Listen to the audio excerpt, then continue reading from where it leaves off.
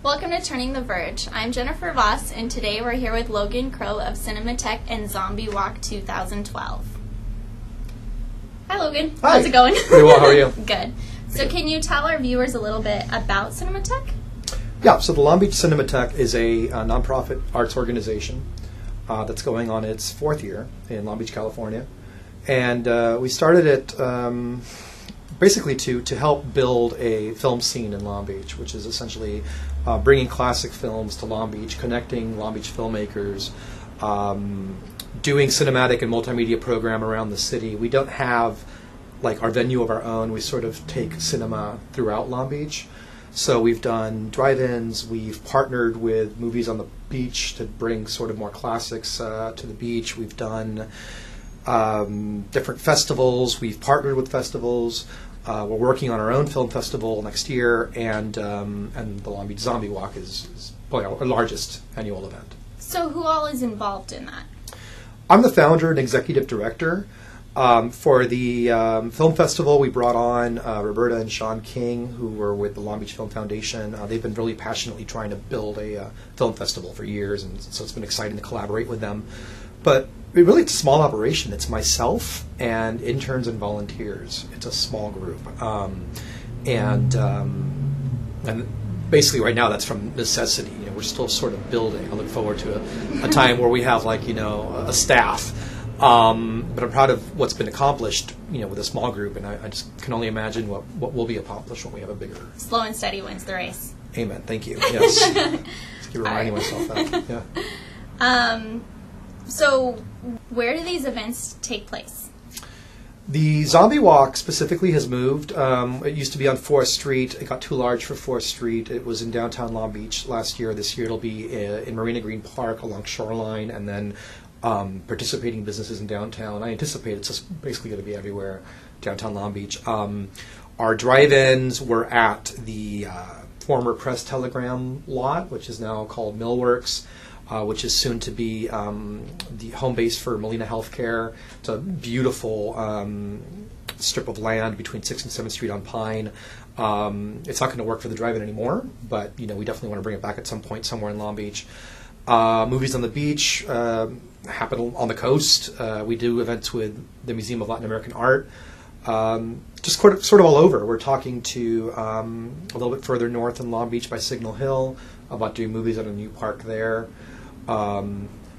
We really got our start at the Art Theater of Long Beach, which is this beautiful Art Deco theater that was opened in 1924. It's the oldest still operating single-screen theater in Southern California. And it's recently been retrofitted, and it's just gorgeous in there. And we've done well over 100 screenings in there. We did a really popular midnight series under the name Mondo Celluloid there. We still come back every once in a while, do a midnight film. And we still do some programming in there as well. We've got a couple of events coming up in there. But it's a gorgeous place, but we pretty much do them everywhere. Now, do you only do feature film topics, or do you do anything else? Mostly it's feature films, and mostly it's classic films. Everything from your traditional classics like Casablanca to horror films at the Art. My favorite genre. Or yeah, I mean we did, and we have fun with it with the Art Theater when we were doing the midnight films. For example, we did Killer Clowns from Outer Space and turned the place into a circus. We had human centipede races going down the aisles. Oh we did my human centipede, which gosh. is awesome. We threw out cheeseburgers at Pulp Fiction. We try to make fun, and William Castle is like a huge inspiration. He would put electrodes in the seats and just shock people and have skeletons flying out. And that to me as a young kid, I love movies like Matinee and Popcorn that sort of showed that element of theatricality in cinema. So doing more of that is something that's always been really, really important to us and to me. Our events like Zombie Walk is most certainly as fun as it is and as crazy as it is a fundraiser. Yeah. And the goal of it is to be able to raise funds so that we can come back and do movies and have movies be experiences. I think a movie can be, Mondo Celluloid means beyond film. Mm-hmm. And I love the idea of having experiences that take the audience beyond the film itself. And that can just be from sharing the film. I mean, there's something about seeing The Shining with a couple hundred other people in a dark theater and their fear starts to creep into you, and you've seen it a million times, and you're like, oh, I've seen it, but I think it's fun. I'm going to go see it again because I love The Shining. And all of a sudden you're scared like you've never seen it before. And I think a lot of that comes from, A, seeing a movie large. That experience is really underrated. And 2, seeing it with people that are scared out of their wits around you. One of the things I love is I always ask, no matter what the film is, who's never seen this film before? And if it doesn't matter if it's The Shining or Harold and Maude or a movie you think everyone's seen, inevitably about a fourth to a half of the audience raise their hands. And that always makes me so happy to know that they're experiencing it for the first time with a crowd in a theater. Yeah. So do you have any exciting things planned for this winter? Well, aside from Zombie Walk, yeah, absolutely. We have OC Weekly does a monthly event that they call Cocktails for a Cause. They signal out a nonprofit organization and host a benefit for them where they charge $10 at the door, and that goes to the organization. And they work with a liquor sponsor to secure liquor so that their guests can then just drink complimentary liquor for those 2 hours. And in October, they're designating the Long Beach Cinematheque.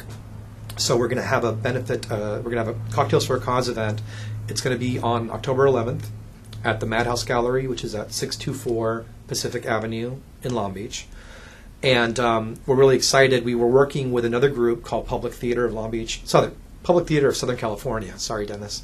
And we've been talking about doing a zombie cabaret show that we're calling Zombie Sings the Blues, and having actual, qualified, talented singers sing standards that have sort of a zombie double meaning.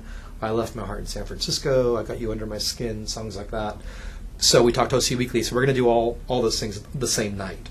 So it'll be $10 at the door, you can drink all you want for a couple of hours, we'll have some food there as well, free, and you'll have some zombie cabaret singers doing cabaret at the same time. That so it should sounds be like a fun night. time. We're really stoked about it. And then a week later, on October 17th, Wednesday, October 17th, we are bringing a film to the Art Theater that I saw. I think it's a really good and important film called Inspired, The Voices of Prop 8.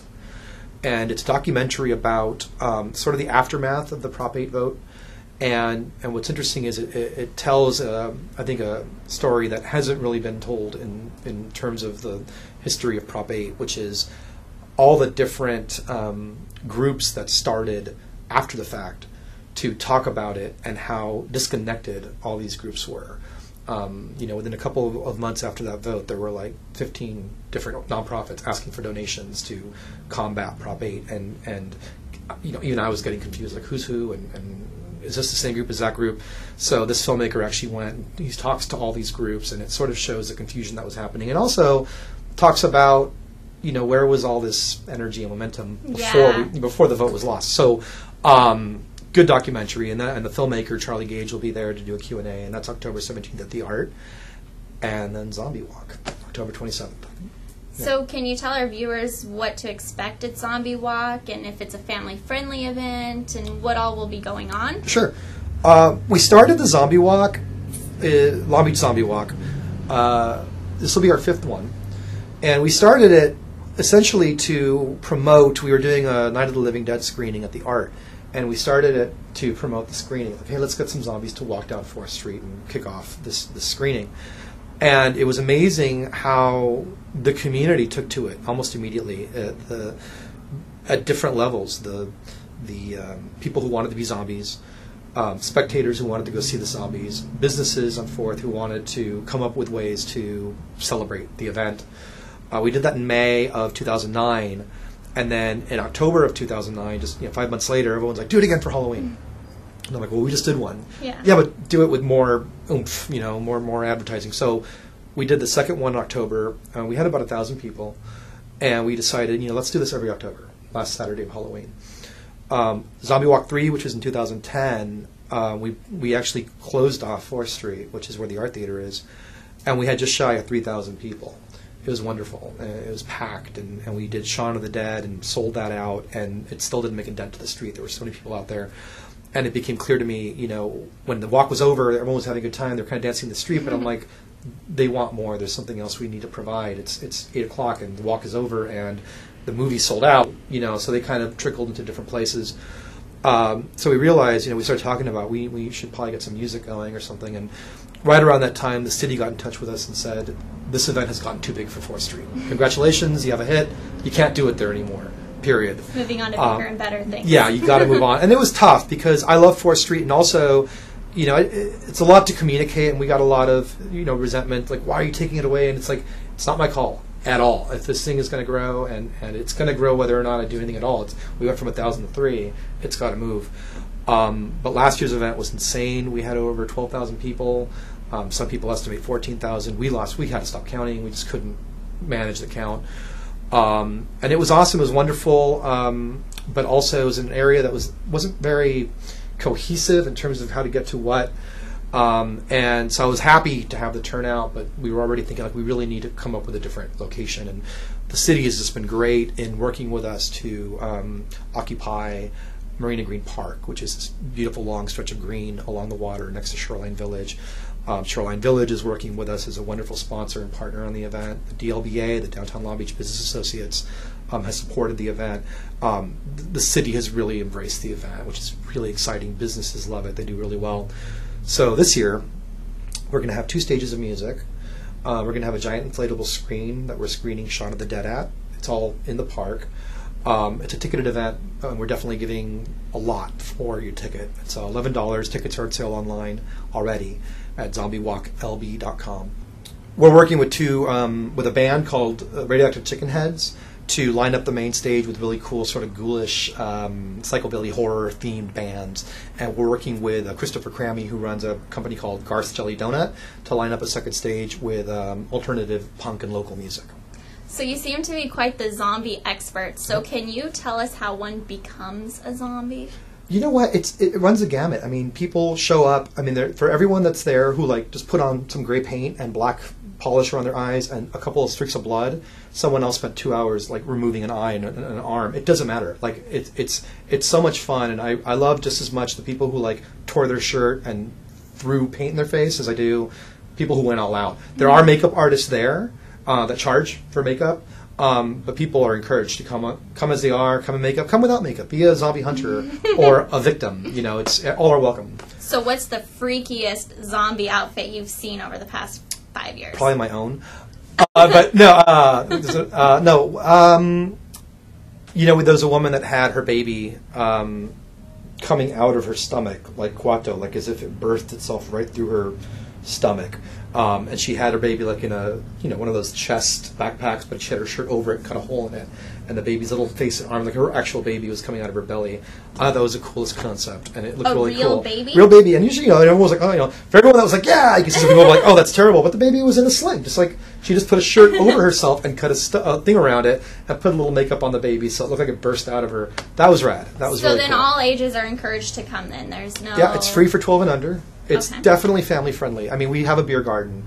We have, you know, rock and roll. But it's always been a family-friendly event, and with this being the first year that we're really ticketing for the whole festival, I wanted to make sure that children remembered and families remembered that kids are encouraged to come, so it's free for 12 and under. What part do zombies have in your personal life? I love zombie films, you know. And zombies are one of those types of horror sort of staples that can be as hilarious as it can be absolutely terrifying. I'll use 28 Days Later, although I'm sure you get a lot of emails saying that's not a zombie movie, but it's scary as hell. You know what I mean? And Shaun of the Dead is hilarious as hell, and also kind of scary at times. So I love that about zombies, that you can. They tend to be the more fun, and I've noticed that filmmakers have sort of latched onto zombies for satirical stories. Like Romero will attack consumerism. He'll attack class hierarchy using zombies. People have used them to make fun of stoners. People have used them to make fun of a bunch of different sort of characters, and they work really well. You can use that in a way you can't use vampires and mummies or wolfmen. So zombie films continue to be very inventive, you know, and every time you see one, we're like, oh, they're going to top that. Something else comes out where you're like, oh, wow, that was really clever. So. And do you have a favorite zombie film? I love Shaun of the Dead with all my heart, but I probably think my favorite zombie film is Dead Alive or Brain Dead by Peter Jackson. That movie does not get old for me. It's just so gross and so hilarious at the same time. It's just great. Yeah. What do you think of The Walking Dead? I like that show. I have yet to see an episode of The Walking Dead. I stumped yes, the zombie master. I know. You know what it is? This is true with me in television. I hesitate to start a show because once I start, I'm stuck and I have no time for TV. And I hate saying that. Walking Dead. If you're watching, we still want your money. But I watched you. Yes, so yeah, I know. I've yet to see it. And everyone's like, you got to watch it. And it's like if I start. In November, when this thing's over, I will sit and spend a week watching The Walking Dead. You'll love for it. sure. Thank you. Thank you very much. Yeah. All right. So one more time, can you give our viewers the information on how to find out more about Zombie Walk and Sure. where to go to purchase tickets? Yeah, zombiewalklb.com. If you go to zombiewalklb.com, you'll find all the information. We're updating that. Our Facebook is really active. We do most of our on-the-spot updates on Facebook first. That's facebook.com/zombiewalklb. And we're on Twitter, twitter.com/zombiewalklb. Tickets are on zombiewalklb.com. They're $11. We have a VIZ package, which is very important zombie. You'll get your ticket. You'll get front of row access to get inside the festival, front of row access to the booze.